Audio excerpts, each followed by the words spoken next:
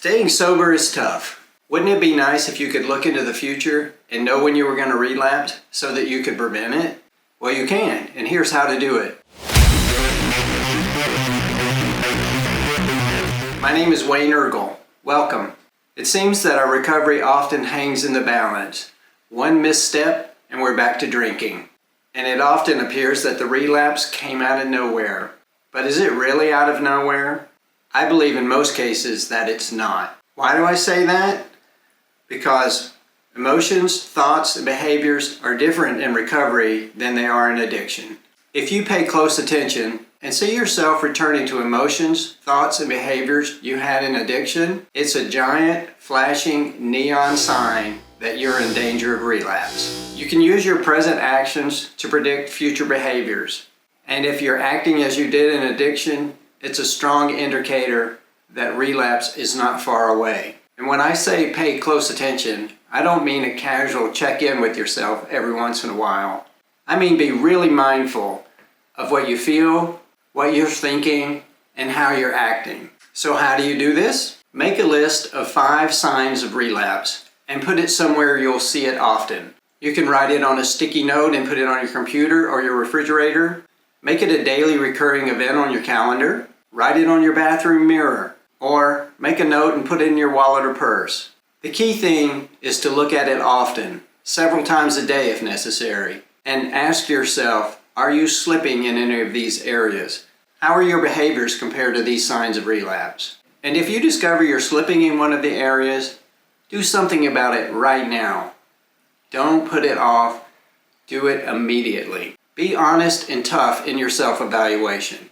It could mean the difference between recovery and relapse. For your reference, here's how I use this tactic. I installed a whiteboard in my bathroom and wrote my list on it so that every time I went in the bathroom, I looked at it. And every time I looked at it, I asked myself, how am I doing compared to these signs of slippage? Here's my list. Number 1, don't be an a-hole. Number 2, don't stop working out. Number 3, don't stop exploring spirituality. Number 4, don't stop doing new things. And number 5, don't be complacent in your recovery. How well did it work for me? The tactic works, but I failed in the implementation of it. I truly believe if I had followed my own advice from this video, I would not have had my last relapse. So a quick story around that.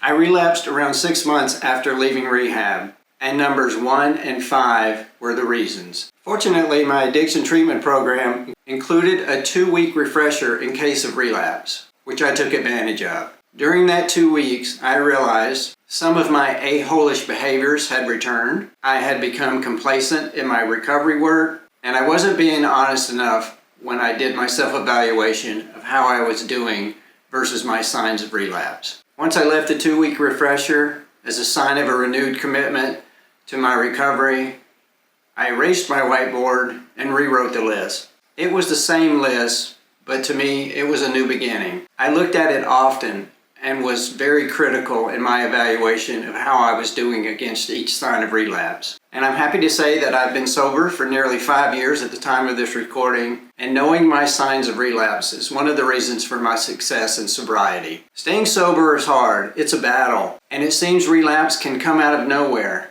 But does it? You can head it off, and one way to do that is to make a list of signs that could indicate you are about to relapse. Look at it often and critically assess how you're doing against it. And most importantly, if you see yourself slipping in one of the areas, do something about it. Don't wait, do it right that minute. I'd love to hear about your signs of relapse list. Please feel free to put them in the comments section below. I hope you find this sobriety tip helpful. If you do, I'd ask you to consider subscribing. I created this channel to provide the information I wish I had when I wanted to quit drinking, and to get it out there to others. When you subscribe to the channel and comment and like the videos, it helps me do that. So thanks for your consideration, and thanks so much if you decide to subscribe. Well, that's it for this episode. Thanks for watching.